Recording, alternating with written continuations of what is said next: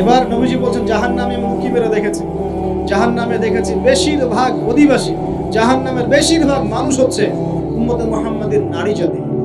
বলেন নাউজুবিল্লাহ। কেন তারা জাহান্নামে যাবে? নবীজি বলছেন কয়েকটা কারণ। এক, তারা বেশি বেশি লানত এবং অভিশাপ করে। এক। দুই, তারা এমন কিছু কাপড় পরে শেষ জামানায় বাইরে ঘুরবে যে কাপড়গুলো পরেও তারা নগ্ন থাকবে, অর্থাৎ বেপরদামির কারণে। তিন, তারা বুক পিঠ চাপড়ায়, প্রলাপ বিলাপ করে, এটা একটা কারণ। চার, তারা স্বামীর সাথে কখনো কখনো কুফরি করে। কেমন?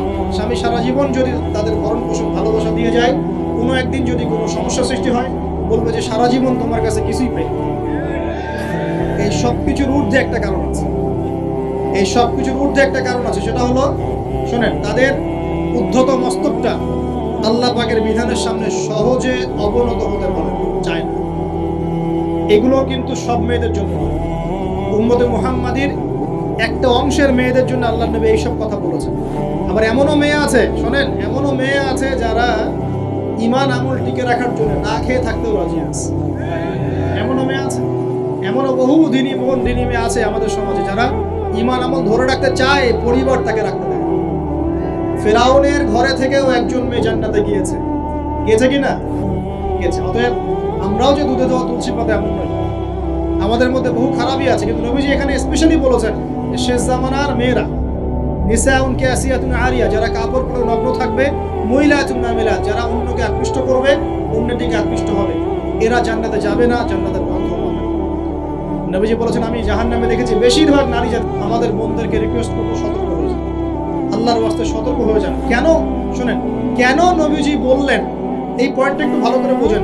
কেন নবীজি এই উম্মতের মধ্যে বেশিরভাগ মেয়েকে জাহান্নামী বললেন? আপনি একটু চিন্তা করেন তো, এই উম্মতের মধ্যে কি এমন হয়েছে, এই উম্মতের মেয়েদের সাথে কি এমন হয়েছে যার ফলে মেয়েদেরকে আর ঘরে রাখা যায় না, সব বাইরে চলে আসতেছে?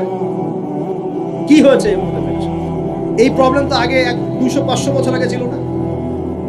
500 বছর আগে আপনি কি কোনো মেয়েকে দেখেছেন আমাদের মেয়েদের মতো বেপরদায় সারা রাস্তাঘাট, গ্রামগঞ্জ, একদম অফিস আদালত বাজার ঘাট সব ঘুরে বেড়াচ্ছে? দেখেছেন 500 বছর আগে, 300 বছর আগে, 200 বছর আগে? লাস্ট সমসাময়িক সময় কি এমন হলো যে মেয়েদেরকে আর ঘরে রাখা যায় না? আল্লাহ পাক আমাদেরকে বোঝার তৌফিক দান করুন, অন্তরের চোখ খোলার তৌফিক দান করুন। নবীজি আরো বলছেন আমি জাহান্নামে গেলাম, জাহান্নাম আমাকে দেখানো হলো, এবং সেখানে আমি একজন ফেরেশতাকে দেখলাম। কি দেখলাম? এই ফেরেশতা আমাকে দেখে হাসে নাই। সবাই মনোযোগ দেন, মেরাজের রাতের সবাই নবী সাল্লাল্লাহু আলাইহি ওয়াসাল্লামের সাথে হাসি মুখে সাক্ষাৎ করেছেন এই ফেরেশতা বাদ দিয়ে।